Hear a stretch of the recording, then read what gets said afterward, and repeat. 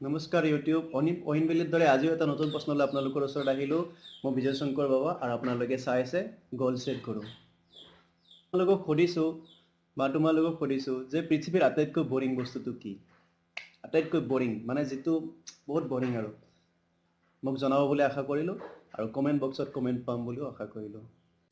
Every single day, I'm gonna make something great. That's my way. Every single তো viewers, আজিৰ বিষয়বস্তুটো হৈছে বৰ্তমানৰ শিক্ষা ব্যৱস্থা আৰু আমি ক'লৈ গৈ আছোঁ, আমি কি শিকি আছোঁ, আমি যি শিক্ষা ল'লোঁ তাৰ ফলত আমাৰ কিবা লাভ হৈছে নে হোৱা নাই, বা আমি ক'লৈ গৈ আছোঁ, আমাৰ দুনিয়াখন ক'লৈ গৈ আছে, বিশ্বৰ শিক্ষা কোনফালে আছে আৰু আমাৰ শিক্ষা কোনফালে আছে। মেইন বিষয়বস্তুটো আজি এইটোৱেই হৈছে।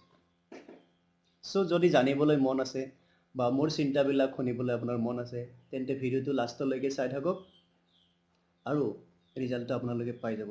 যদি আপুনি ভিডিঅ'টো আধাতে এৰি দিয়ে হয়তো মই কি ক'ব বিচাৰিছোঁ বুজি নাপাব পাৰে, আৰু মোৰ কথা বতৰা বা আপোনাৰ চিন্তাধাৰাৰ মাজত কিবা যদি আপুনি পায় বা আপুনি ক'ব পৰা কমেণ্ট কিবা থাকে তেন্তে নিশ্চয় কমেণ্ট বক্সত জনাব বুলি মই আশা কৰিলোঁ। চ' বেছি দেৰি নকৰি আজি ভিডিঅ'টো আৰম্ভ। সদাশয় ৰাইজ, ভাৰতীয় সভ্যতা হৈছে পৃথিৱীৰ আটাইতকৈ পুৰণি সভ্যতা।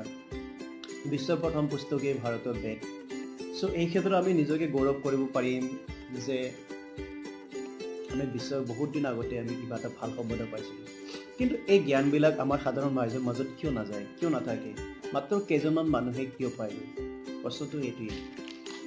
আমি ক'ব বিচাৰোঁ যে মিডিয়াবিলাকে ইয়াৰ কাৰণে বহুত কিবা কিবি কৰিব পাৰে, কিন্তু মিডিয়াক আমি অজুহাত দেখাই থ'লে হ'ব নেকি? আমি নিজে কি কৰিব পাৰোঁ সেই বস্তুটো আমি ভাবি চাব লাগে। চ' মোৰ উদ্দেশ্য বিশ্বক প্ৰতিষ্ঠা কৰা নহয়, মোৰ উদ্দেশ্য হৈছে মোৰ আশে পাশে থকা মানুহবিলাকক ইয়াৰ বিষয়ে সজাগ কৰা।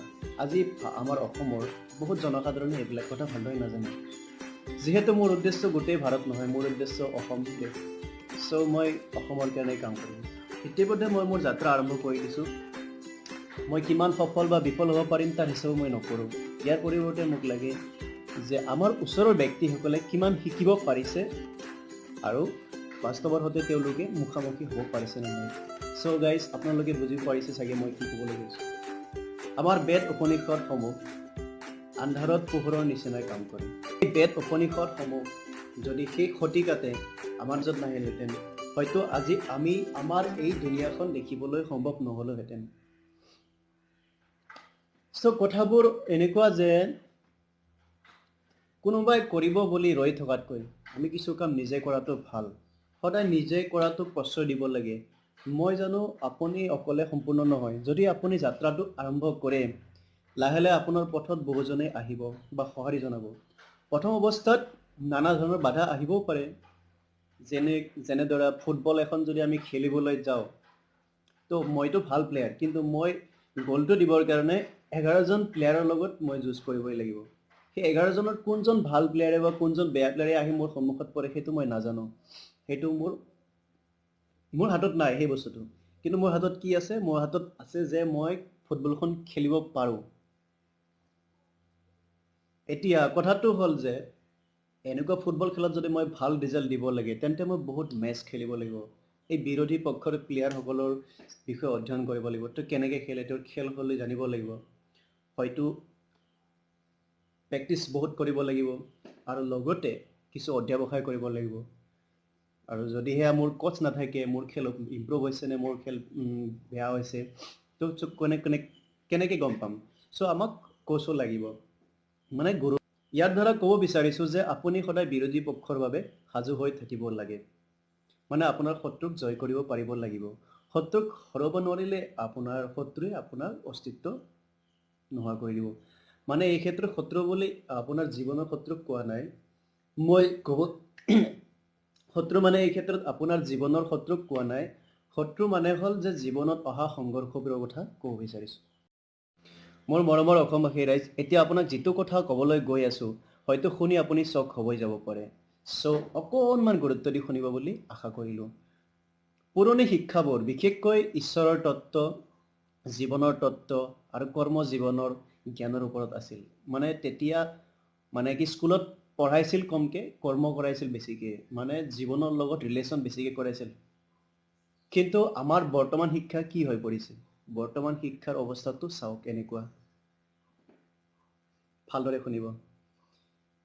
বিভিন্ন বুদ্ধিজীৱীসকলে মানে বিভিন্ন বুদ্ধিজীৱীসকলে নিজৰ পকেট গৰম কৰিব পৰাকে আৰু সাধাৰণ মানুহৰ পৰা নিজৰ কাম আদায় কৰিব পৰাকে যি শিক্ষা ব্যৱস্থাৰ জটিল ষড়যন্ত্ৰ সৃষ্টি কৰিলে তাৰ পৰা আমি এতিয়াও নিজক মুক্ত কৰিব পৰা নাই মানে আমাৰ যিখিনি বৰ্তমানৰ শিক্ষা ব্যৱস্থা এইটো বিশ্বৰ দৰবাৰত ফেৰ মাৰিব নোৱাৰে আমাৰ শিক্ষাটো কি কাৰণে কৰা হৈছিলে আমাৰ শিক্ষা যিটো ব্যৱস্থা বৰ্তমানৰ সেইটো আমাৰ যিখিনি শাসন কৰিছিল তেওঁলোকৰ কৰ্মচাৰী বনাবৰ কাৰণে আমাক এই শিক্ষাটো দিছিল আৰু সেই ট্ৰেডিশ্যনেল ফৰ্মতে আমি এতিয়াও চলি আছোঁ আজি বিশ্ব কলৈকে গৈ আছে আৰু আমি ক'ত গৈ আছোঁ এতিয়া মই ক'ব বিচাৰোঁ ইয়াতে এটা কথা আপোনালোকে ইছৰো চিনি পাইছে আৰু আমাৰ ভাৰতীয় সৈন্য বাহিনী ইণ্ডিয়ান মিলিটাৰী চ' এই দুটা গোষ্ঠী আপুনি চাওক বিশ্বৰ 5টা স্থানৰ ভিতৰতে থাকে সদায় কিন্তু আমাৰ শিক্ষা ব্যৱস্থা ক'ত থাকে কোনো ৰেংকিং নাই তাৰমানে কি আমাৰ যে 100 সংখ্যা আছে শিক্ষাৰ 1ৰ পৰা 100লৈকে তাৰ বাহিৰত সদায় থাকে কিয় আপোনালোকে নিজে ভাবিব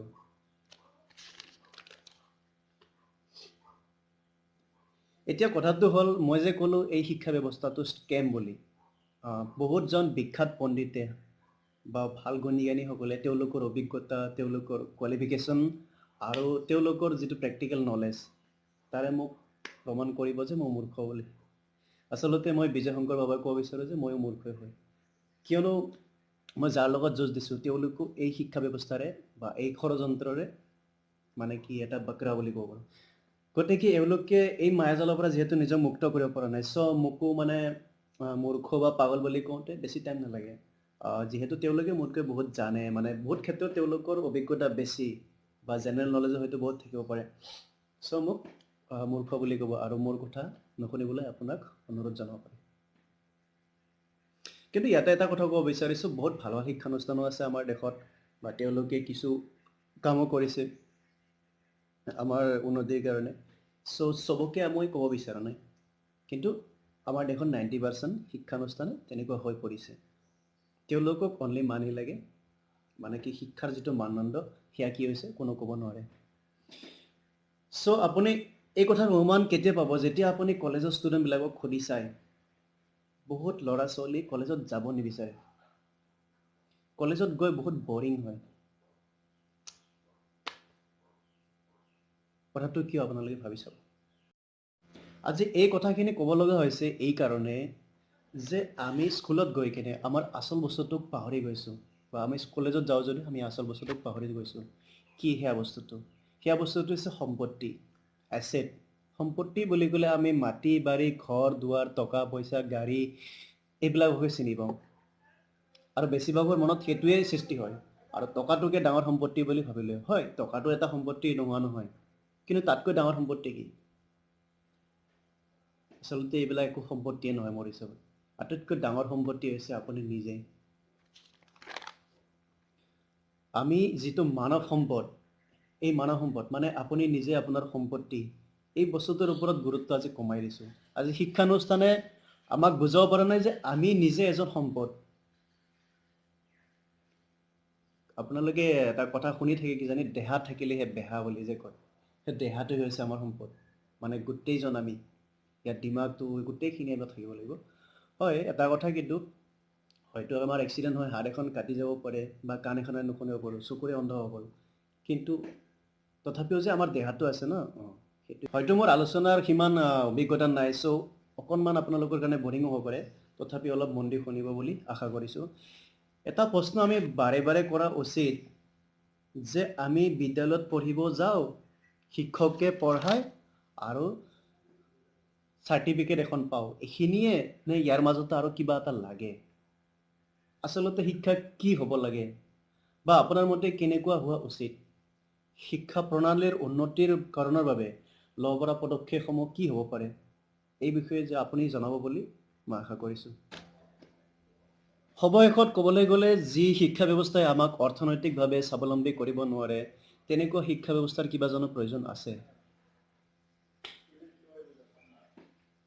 কথাটো অলপ গুৰুত্ব দি ভাবি চাব যি শিক্ষা ব্যৱস্থাই আমাক অৰ্থনৈতিকভাৱে স্বাধীন কৰিব নোৱাৰে বা আমাক স্বাৱলম্বিতা দিব নোৱাৰে তেনে শিক্ষাৰ জানো কিবা প্ৰয়োজন আছে?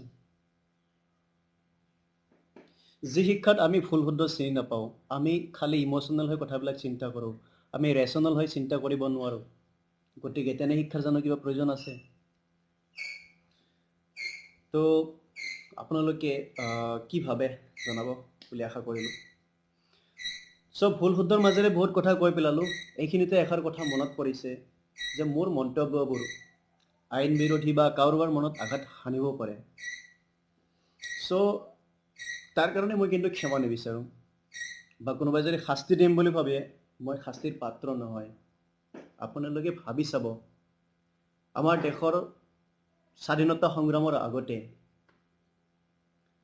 আমাৰ দেশখন স্বাধীন হোৱাৰ আগতে স্বাধীনতা সংগ্ৰামৰ বাবে মহাত্মা গান্ধী বা তেনেধৰণৰ যিবিলাক বীৰ শ্বহীদে আমাৰ দেশৰ কাৰণে যুঁজ দিছিল, সেই সময়ত তেওঁলোকৰ কাৰণে মানে আমাৰ ভাৰতৰ ইষ্ট ইণ্ডিয়া কোম্পানীৰ কাৰণে সেইটো এটা অপৰাধ আছিল, হয়নে নহয়?